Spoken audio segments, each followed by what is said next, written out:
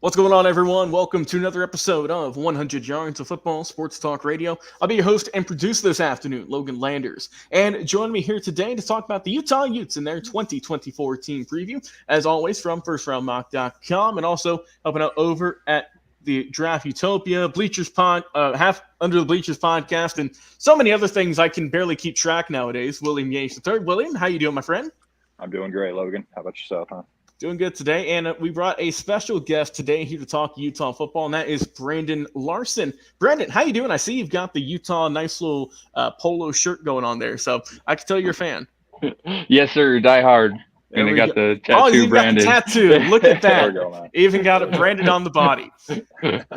Well, if you Thanks for having me. Of course, it's a pleasure, man. Guys, if you're a diehard Utah fan like Brandon at the bottom of the screen there, if you got tattoos or anything like that of the team, if you have merch and collectibles, be sure to comment on Facebook, YouTube. Want to hear what all you got in your man cave, and most importantly, how you think this team's going to do in 2024. So, Brandon, I will go right to you, sir. How do you think Utah is going to stack up this upcoming season? Honestly, I think Utah, health permitting, is in for a special year. The pieces are there. Obviously health is the biggest key factor. Cam Rising's your main key cog that makes it all run. And when he has produced a healthy season for us in the past, he has 2 back-to-back Pac-12 championships. So, I mean, his body of work at least speaks for itself. Last time as a starter, he was 3,000 yards, 26 TDs, 8 interceptions with a 64% completion percentage, 83 quarterback rating, and a 149 passer rating. So, I mean, he can ball. And he's obviously the key cog to it all. But obviously, we know football, not one person wins it. So then going on, I mean, he's got 2 running backs that are returning, Jalen Glover and Micah Bernard, sorry. Micah is more of our pass catching specialist as far as running back goes. He's in all of our pass formations, whereas Jalen Glover, no one's really made their stake for a claim for the lead guy, if you will, at the running back spot. But Jalen Glover, against a loaded box last year, averaged 4.1 yards a carry. And that was last year with Bryson Barnes at quarterback. And, I mean, teams knew we weren't trying to throw deep or throw often. So I feel like with an unloaded box, he might, if he can up that's going to be a heck of a running game as well. Behind that, at offensive line, I mean, our offensive line is huge. I think our shortest guy is 6'4", which is our center. Our Johnny Maya, 6'4", 315. He's our center. Right guard, we got Michael Mokafisi. He's 6'4", 325. Left guard, Tanoa Tongai, 6'6", 320. So, I mean, they got a wall of protection in front of them. And then both our tackles, Caleb Lomu and Spencer Fanu, are both looked at as future NFL tackles. I mean, they got the builds, the 6'5", 295 and 6'5", 304. So I'm excited to see them grow. There were a lot of growing pains last year. They were both true freshmen.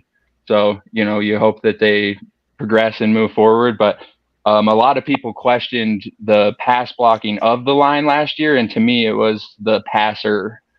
They gave plenty of time to pass, but the passer wasn't making good decisions. Where I think Rising will take the time that he gets in protection and find the right guy and keep the chains moving. So with the line in front, then he's got go-to targets all over the place. He's got Brant Keithy returning. Now keep in mind, Brant Keithy on the same roster with Dalton Kincaid, if you guys remember him a couple years ago, kept Kincaid as tight end 2. On the same team, and we're talking a first round tight end right in the draft, right? So I'm excited to see what he can do. I would say Kincaid had better hands, but Keithy had better route running. He's probably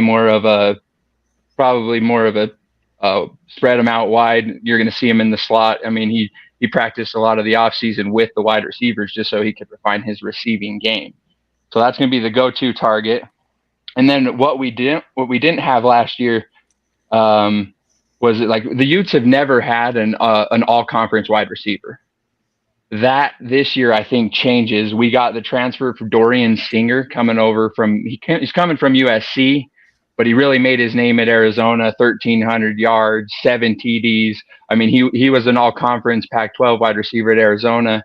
Kind of got lost in the mix at USC, I guess you could say. But if he can come back to form, the Utes have an all-conference wide receiver for the first time ever in being a P5 conference or being a P5 team, right? So that's kind of the missing piece. And we got Micah Pittman, wide receiver too. He's your possession guy. I mean, he's going to win underneath. He's going to win contested catches. And then you got Money Parks, who with the additions of our wide receivers is now going to be our wide receiver 3. You got to realize last year he was our wide receiver 1 and he made plays for us. But now we're going to have a wide receiver 1 in the 3 spot. So he's going to be drawing the 3rd best cornerback. I expect big things from him just based on some of the other wide receivers are going to come in and take attention. And man, if you give him a one-on-one, I mean, he's a bona fide deep threat. He proved that. He proved that last year and more so with Rising 2 years ago.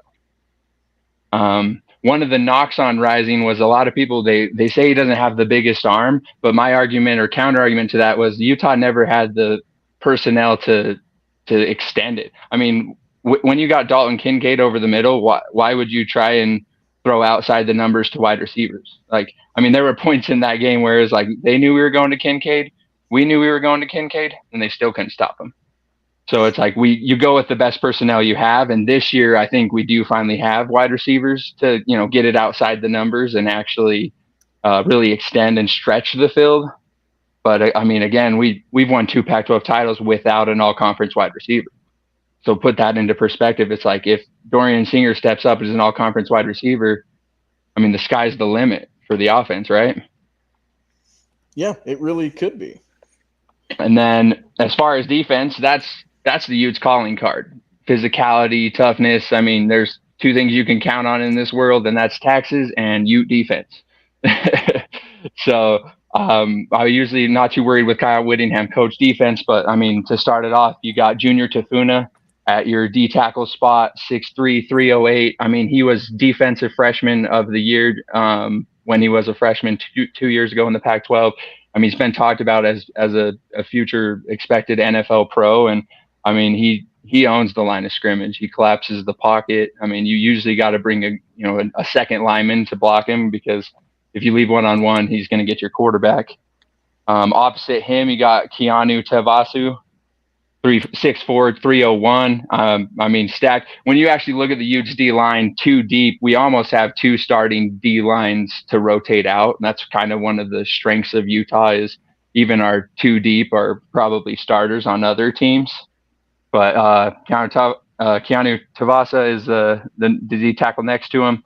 And then you got Van Fillinger. He got hung up last year with injury, but man, he at the beginning of the season was going back and forth with Jonah Ellis on who was looking like the best pass rusher. Now, Jonah Ellis, he just was a 3rd-round pick, the NFL. I believe he went to the Broncos. So, you hope he takes that next step. And then on the opposite side of him, you got Logan Fanu, which 6'4", 250. He's coming across. Like, both of them guys, they unfortunately got hampered by injury last year, but as what they were showing, I mean, it looked like total dominance. I mean, when you got the big guys in the middle, all they need is the one-on-ones on the edge, and they'll win them. And I mean, they got the burst off the line of scrimmage and power to put into play with it as well. Linebacker spot, we got the Rover linebacker Karenni Reed. He's a senior. He's been there the longest.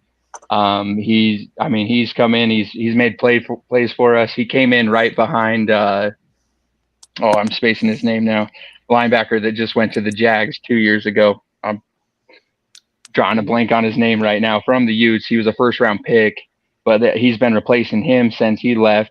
And then we got Lander Barton behind him, or next to him, excuse me. Which I mean, he was a 4-star recruit out of high school. I mean, they actually nicknamed him the Neck this year because a picture surfaced, and the dude is just like ripped. I mean, you see him and you're like, oh yeah, you look like a linebacker. yeah, you got that look. And also, you were thinking about Devin Lloyd. That's who it is. Yes, that's right, Devin Lloyd, and I mean, those were big shoes to fill. Devin Lloyd was the MVP of our first Pac-12 championship game. So sure. that, nothing to slouch at there. But by all accounts, I mean, I expect Rennie Reed to take another step forward. And Lander Barton, I mean, he was starting to establish himself as what I feel like one of the best linebackers in the league last year before he got injured. So I expect him to pick it up and continue where where he left off with that. And then as far as cornerbacks, our returning guy is Zamiah Vaughn. He's 6'2", so he's really rangy. He has the athleticism to stay with guys, but he's got the size that he's not going to be bullied by a big wide receiver on the edge, right? He can stand with the big ones, but he can run with the fast ones. is the way I look at it that way. And then we got two killer transfers coming over. One, or I guess one's not a transfer. One was a 4-star recruit, but Keenan Johnson coming over from Michigan, the national title winning Michigan team. He's going to come over. I think he instantly takes the second spot at cornerback. I mean, he's 6 foot, so same thing. He's got range, he's got reach. I'm expecting a big thing from him. I mean, early on, he was proving himself. I heard out the gate, the coach was saying, like, if we started and we had a game tomorrow, he's one of our cornerbacks. So I'm expecting big things from him. And then our nickel cornerback, Smith Snowden. I mean, he was almost 5-star recruit, if I remember correctly. He's kind of he's following what I call the Jalen Johnson or the Clark Phillips route. That highly recruited or highly talented cornerbacks, they see what we do at Utah. They go, oh, Utah sends guys to the pros on a regular basis. So it kind of set that mold. Jalen Johnson was the first. He kind of said it. He's like, hey, I want to come over. I want to prove myself, and I want to go to the NFL. That's what he did. He's second round pick to the Bears, and now I think he just signed a huge contract, and a lot of people regard him as a top 5 corner. I remember I got laughed at when I told people he would be a top 5 corner in the NFL, but I digress there. Look at you now. I know, right? Yeah. I was like, now, yeah, guess I know what I was talking about. And then at safety, that's probably the biggest shoes to fill because we have 2 departing safeties that were utterly excellent for us last year. Sione Vaki, I mean, shoot, he was one of our best offensive players last year too, but he was just filling in for injuries because we were so bad at injuries at running back that he's out there playing running back. But really, that dude, I think, is a future all-pro safety. He's probably more the free safety range. He's got the range, he's got the quickness. And then alongside him was Cole Bishop, which, I mean, second or third round pick to the Bills, I believe. So, you're replacing 2 NFL safeties there, which Nate Ritchie returns. He's going to be a senior this year. We saw him pre-mission, and he looked phenomenal. Then he went on his mission, came back last year, and there was more to be desired. So you hope he takes that next step. And then Teo Johnson, he's a wide receiver that got converted to a free safety. But I've heard really good things about him. They talk about his range and his coverage, and that's kind of the 2 question marks I would put with the Utes is we don't know really how their safeties are going to be, especially replacing 2 NFL safeties. That's big shoes to fill.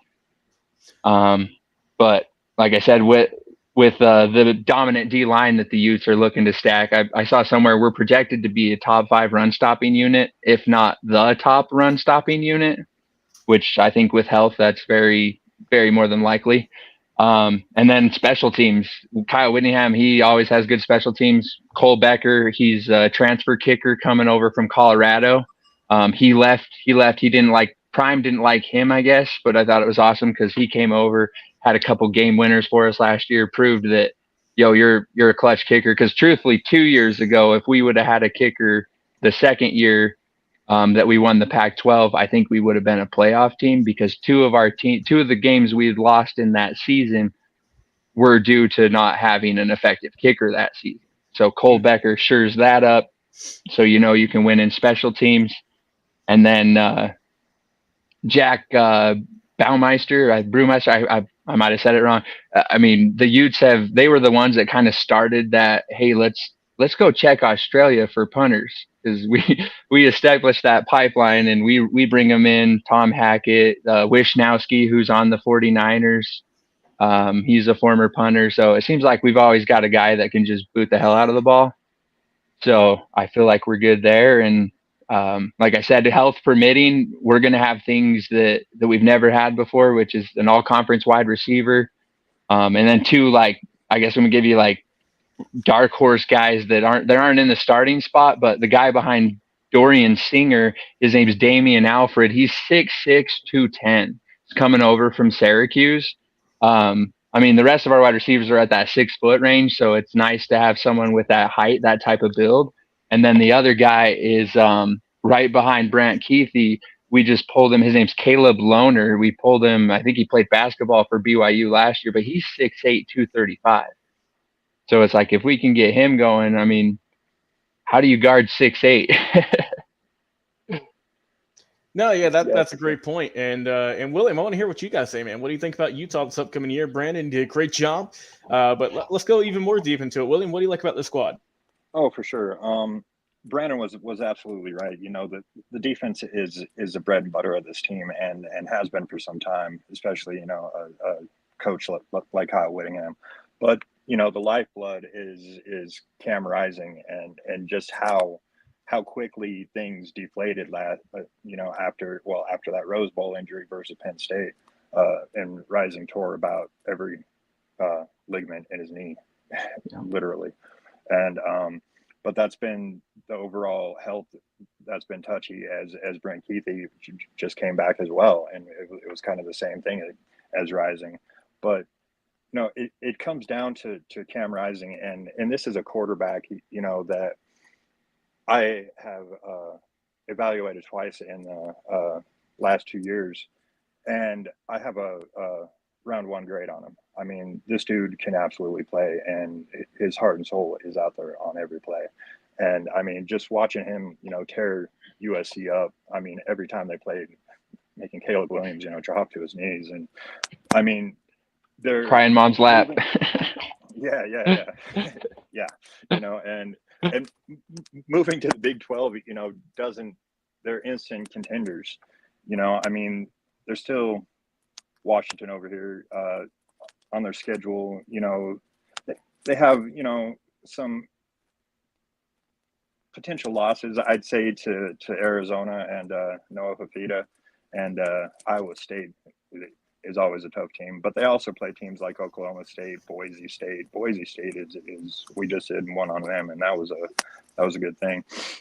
But you know, there's 4 returning starters on this offense. You know, there's 7 on the defense. But you know, what comes down to last year with the backup quarterback Bryson Barnes, I mean, I don't see that happening, because now they have Zach Wilson's little brother Isaac Wilson coming in, and if you know Rising isn't healthy, you know, it's going to be likely a bit more exciting than it was last year. I mean, and well, they have that 5-star dude too, Sam Hurd. Mm-hmm. Yeah. Yep, good point. Yeah, and but like I said, you know, just this team coming down to that, they've got the defense to win. And if they're healthy, they got the offense to win. You know, Kyle Whittingham is one of my 2 favorite coaches. The other one is Dan Lanning, and I mean, those guys are absolutely dangerous when they have their pieces, you know, going out there to war. You know, and this is a team that can do some big things this year. And yeah, that's about all I got to say about that, man. Yeah, my thoughts on this team is they've got some good players on both ends of the ball. As Brandon said, the talent at the wide receiving core could produce something special this year, no doubt about it. Obviously, you're getting Cam Rising back after just an awful injury. Hopefully, he can come back healthier than ever. Same with Keith at your tight end spot, holding that down. So hopefully both of them they might get off to a slow start. Wouldn't surprise me, but I think that they will gradually pick it up, you know, just throughout the year, get better and better. Like some of the additions they've brought over on defense as well. You're getting Keenan Johnson from Tech, and also Cameron Calhoun over there from the Champs in Michigan. So you're getting a little bit of a pedigree over there. I think that overall Dorian Singer liked that transfer as well. And that's the thing too, is that now we're able to talk about teams and how they utilize the transfer portal, because if it wasn't, you know, if they didn't enact this rule not too long ago, it's just, all right, who's the next man up? But now teams who, like we've said with Utah, who lost some guys, either going to the league or going elsewhere, they can get back in better than before, which is great to see. And I think Utah definitely has a stout program. We know the coaching staff is always solid over there. You mentioned the defense is always going to just play hard-nosed backyard football, just go out there and grind you out for 4 quarters. And I think I'm expecting good things out of this program come 24. You mentioned some of the teams they got this year on their schedule, Colorado in late November. That's always going to be a fun one. You've got teams like Arizona, as William mentioned, Baylor, your homecoming game there on the 7th. You end the year out against the 2017 uncrowned national champions in UCF. So that's how you end the year. I think overall this is going to be a good program. We got a comment from Wade Turner saying top 15 team in the country. I could definitely see that at the end of the year for this program. I think that they've got all the right pieces, and we'll see what happens in 2024. I want to thank William Yanish III coming on the show, and of course, Brandon Larson for lending his expertise on the Utah Utes program this upcoming season. I've been your host and producer, Logan Landers. Guys, thanks so much for tuning in, and we'll talk to you again on another